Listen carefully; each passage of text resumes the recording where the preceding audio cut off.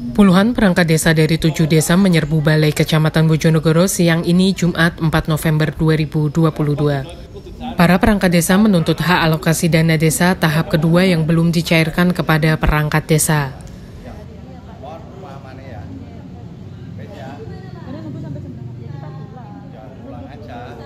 Para perades berasal dari Desa Pacul, Camperjo, Kauman, Semanding, Sukorjo, Kalirejo, dan Mulyo Agung.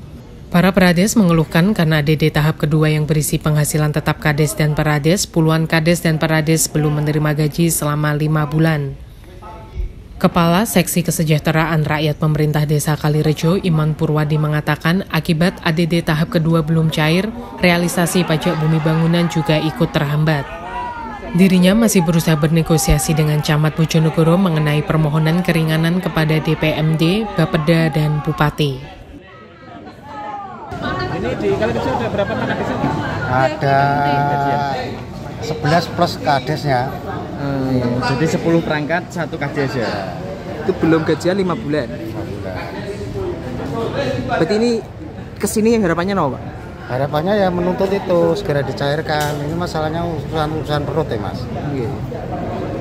Bukan dipatok dengan Perbub 32 itu PBB harus 100%. Gitu. Iya, betul. Padahal upayanya selama ini pripun, Pak, untuk ya selama ini kita masih negosiasi dengan Pak Camat itu. Nggak upaya terkait pelunasan PBB di lapangan atau ini berupaya? Ya, itu kan terkendala karena untuk Kalirejo itu kan masih panenan dulu kan terkendala, nggak panen kan, harga jeblok. Nah, ya mungkin juga masih ada yang di lapangan. Untuk Kalirejo di tahun-tahun berikutnya nggak pernah nunggak kok. Oke. Ya. Ada kira-kira sudah berapa persen yang terbayar, Pak? Ya sekitar 90-an. 90-an ya. Beberapa juga ada WP yang tidak ada di tempat lagi. Ada di luar kota, maksudnya asetnya di sini. Tapi orangnya ada justru malah milik pejabat-pejabat itu. Belum bayar pajak. Yang belum pajak itu, yang belum bayar. Dan terus perangkat sendiri gimana, Pak, selama 5 bulan tidak gajian nih? Menyiasati ini belum? Menyiasati ya kita harus demo. Utang-utangan untuk maksudnya untuk kehidupan sehari-hari. Kehidupan sehari ya gali lubang tutup lubang, gali utangan lah. Oh gitu. Imam melanjutkan realisasi PBB di Desa Kalirejo juga terpengaruh dari hasil panen petani yang kurang maksimal. Selain itu, beberapa wajib pajak dengan aset di Kalirejo berasal dari luar Bojonegoro. Sekretaris Desa Mulyo Agung, Anang Wijanarko mengatakan hal serupa. Anang menambahkan surat proposal keringanan kepada Pemkab dikembalikan kepada mereka sehingga mereka memutuskan untuk menggelar aksi. Anang menyayangkan adanya syarat PBB lunas 100% untuk mencairkan ADD tahap kedua. Sebab menurut Anang tolak ukur pelayanan perades tidak hanya sebatas PBB. Maksimal tapi apakah kerja kita itu hanya dihargai dengan PBB saja? Betul. Kita sudah pelayanan prima terhadap masyarakat tidak ada yang mengeluh tentang kita. Nah, soal untuk dispensasi ketika belum 100% itu bisa mengajukan surat ke Bupati untuk pencairan itu? Tidak ada. Buktinya kan sekarang dikembalikan. Oh, suratnya dikembalikan? Suratnya dikembalikan semua. Mulatu sudah mengirimkan surat itu? Sudah semua, pengajuan ADD itu sudah. Itu kan dikirim kemana, Pak? Kecamatan dulu ya? Iya, kecamatan dan ke DPMD, ke BPKD. Oh, BPKD nanti tembusannya ke Bupati. Tapi kalau yang jenengan sampaikan itu kan surat pengajuan, Pak. Tapi ya, kalau yang ADD terkhusus kayak surat permohonan keringanan dispensasi itu sudah juga? Sudah. Tentang penghapusan pajak. Tapi juga tidak ada tanggapan tidak ada. Setiap makanya tahun kemudian akhirnya teman-teman melakukan aksi ini ya. Iya. Nah ini kan aksi ini didasari oleh pengembalian proposal ADD. Ini kan sudah disetujui oleh Pemda. Selain itu, Kepala Desa Campurjo, Edi Suparno mengatakan bahwa tidak cairnya ADD tahap kedua merupakan sebuah ketidakadilan. Karena menurut Edi, pemerintah desa hanya bersifat membantu pelaksanaan penagihan pajak. Sehingga menurut Edi, hukuman berupa tidak dicairkan ADD tahap kedua merupakan hal yang tidak masuk akal. Akibat ini pula administrasi pemerintah desa juga terganggu. Semua belanja untuk kebutuhan di dalam pelayanan itu juga tertuang di dalam anggaran tersebut. Dan lebih parah lagi, sistem keuangan kita kan sistem siskuides. Kalau itu nggak ada kepastian, siskuides ini pun tidak bisa berproses. Itu pun akan menghambat kita untuk melaporkan kegiatan di pemerintahan desa. Padahal ini sudah hampir akhir tahun, kita harus mempersiapkan laporan pertanggungjawaban, kita harus membentuk APBDes tahun 2023. Semua hal ini ngefek. Dan yang lebih parah lagi, itu menyangkut penghasilan tetap kepala desa, perangkat desa, lembaga desa, BPD, RT, lembaga desa yang lain, semua di situ. Ini 5 bulan ini belum gaji. Terus tanggapan dari pemerintah kecamatan sendiri gimana Pak tadi? Pemerintah kecamatan sebetulnya sudah bagus, dia sudah menjembatani, memediasi dengan Bu Asisten.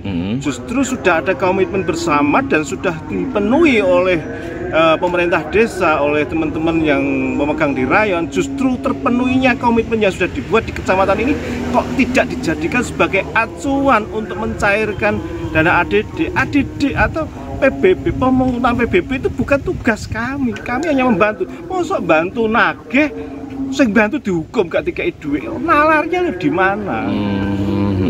Iya kan? Berarti artinya kalau selama ini kalau belum 100% berarti ADD belum dikeluarkan Pak ya? Inilah statement yang berkembang. Di dalam Perbub tidak dinyatakan nilai target seperti apa yang ditentukan oleh Perbub tersebut.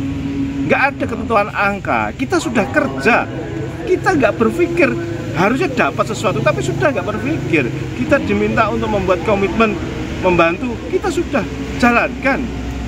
Ini loh yang nggak fair, nggak imbang. Tapi kita bukan hanya karena kita masalah siltap dan setiap tahun seperti ini. Perbub ini sudah tidak sesuai dengan aturan di atasnya. Harusnya batal ini.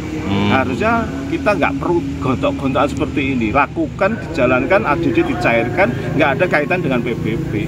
Ini kan nggak pertama kali Pak ya, udah beberapa kali kan Pak ya. Makanya pemerintah kabupaten itu loh, personanya itu loh seperti apa kinerjanya. Ini kan setiap tahun menghadapi seperti ini. Masa merubah aturan segitu aja nggak bisa sih? Ini jelas-jelas melanggar aturan di atasnya.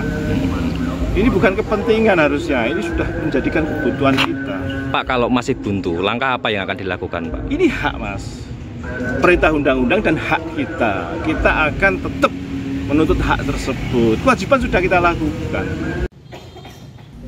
Camat Bojonegoro, Mulisin Adi Irawan telah menemui para perades tersebut.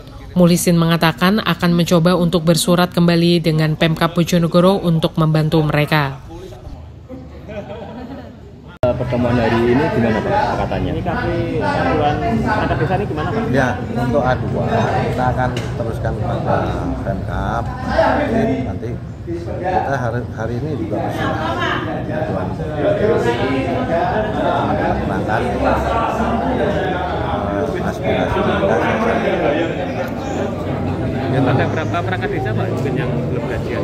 Ini yang ada sekitar 60-an. 60. Ini dari berapa desa? 7 desa. 7 desa. Untuk wilayah cuma kepala desanya yang hadir ada 2, kepala desa Paden sama Camurjo. Berapa bulan itu yang belum gajian? Berapa bulan? Informasinya sampai saat ini 5 bulan. 5 bulan ya? 5 bulan. Itu kenapa Pak ya? Kalau sampai belum gajian kenapa?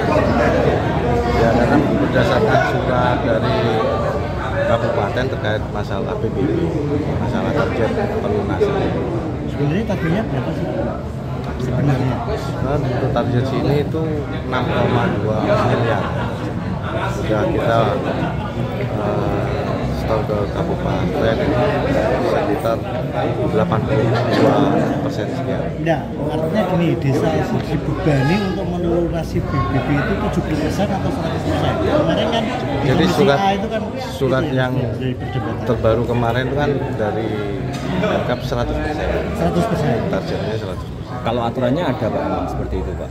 Surat kemarin. Oh, berdasarkan surat aja Pak ya berarti ya? Surat dari kabupaten. Surat dari bupati Pak. Tindak lanjutnya pripun? Surat kabupaten yang tanda tangan Sekda. pendataan saja. Tindak lanjutnya pribadi ini Pak? Dari kecamatan tindak lanjutnya pribadi? Ya, tindak lanjut kita buat evaluasi, buat telaah terkait masalah target yang ada di kota. Ini kita sudah maksimal, sudah bisa mencapai berapa persen. Nanti kendalanya juga kita akan sampaikan. Kendalanya kalau sudah bisa 100% kendalanya kenapa? Kita akan menyampaikan. Jadi tidak serta-merta kita kan sesuai target, tapi kita nggak punya alasan. Karena memang ada yang objek yang memang nggak bisa ditarik. Dia ada tanah di sini, cuma ada di luar kota. WP-nya di luar kota. Jadi memang kesulitan. Menurut Mukhlisin, saat ini tingkat realisasi PBB di kecamatan kota baru berada di angka 82%. Pihaknya akan menindaklanjuti dengan menyertakan evaluasi dan telaah terkait realisasi PBB di kecamatan kota sehingga problematik yang menimpa 7 desa tersebut dapat tersampaikan pula kepada Pemkab. Bagas Deni Purwoko, Bojonegoro.